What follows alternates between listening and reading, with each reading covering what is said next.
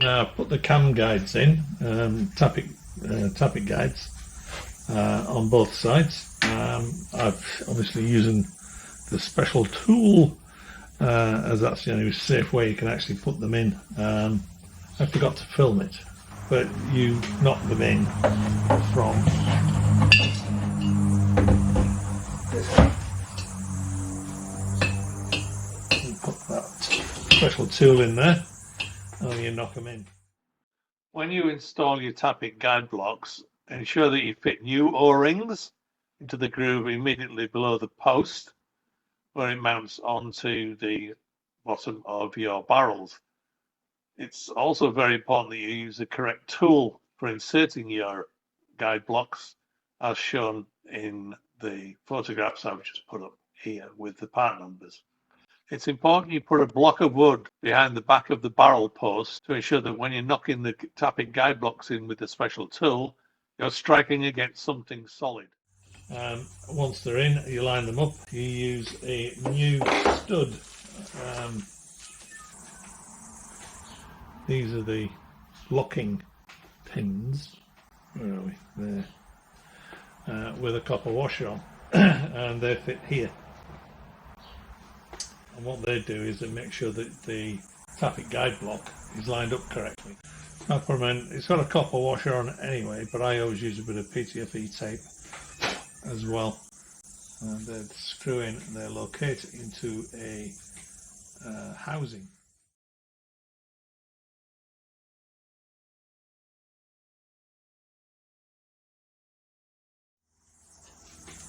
My opinion, these only you can only ever use these once.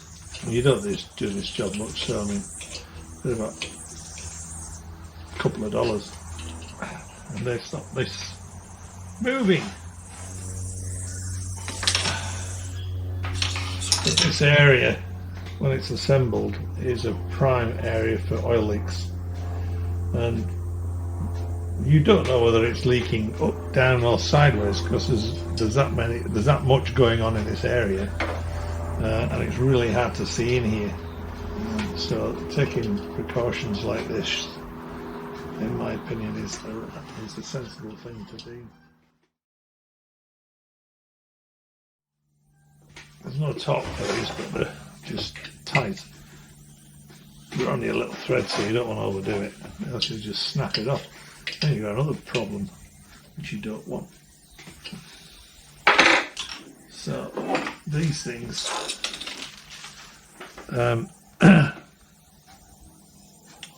yeah, that little end bit is turned down, and that fits into your Tappet guide block. You obviously, when you do line it up, you spend a bit of time making sure that it is correctly lined up, but that pin prevents this from ever moving once it's in. Okay, so we're going to we're just going to semi-assemble it just to make sure everything sort of fits together. The exhaust ones have a little hole in, and those little holes point outwards when you put them in the guide blocks. So they sit in the guide blocks like that with the holes to the outside. The reason they sit on the outside is obviously because you've got your oil that's coming in here, that's fed into here, and then fed along the gallery, and it's fed to your guide block where there is an oil groove in it, and the oil groove runs around the outside of the Tappet guide.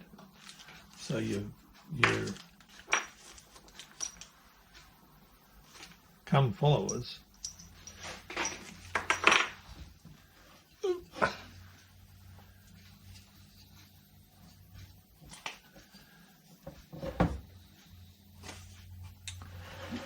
so identify it by, you've got a drilling here, that's the exhaust side, and this is your inlet side. So these fit with the hole pointing outwards.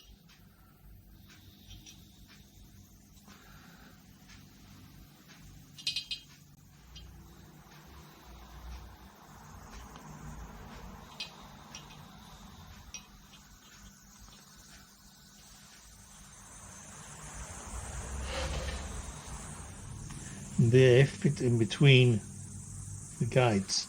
I think you can see here your cam, these follow your cams and push your push rods up and down, which move your rockers. So your cam's here when it's in the engine, and they go up and down, following the cam around. And as I said, the other end here, the bottom end, is your push rod, and your push rods go up into your head, and that's what pushes your opens and closes your valves.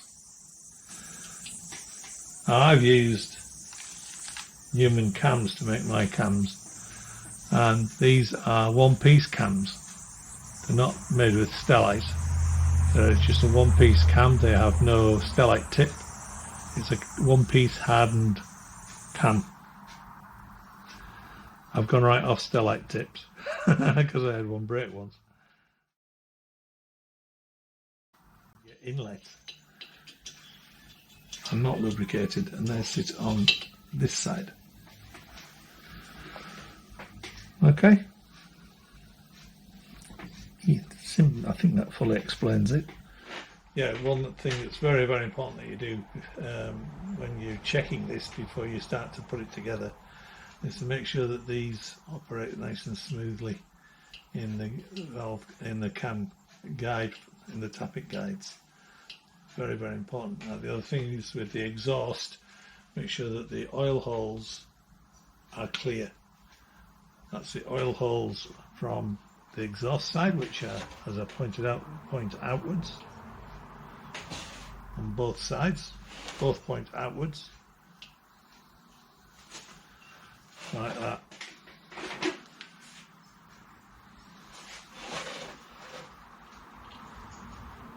On the inlet, there's no oil lubrication on them, so as long as they're operating smoothly, it doesn't really matter which way around they're going. So now we're about ready to start putting barrels together.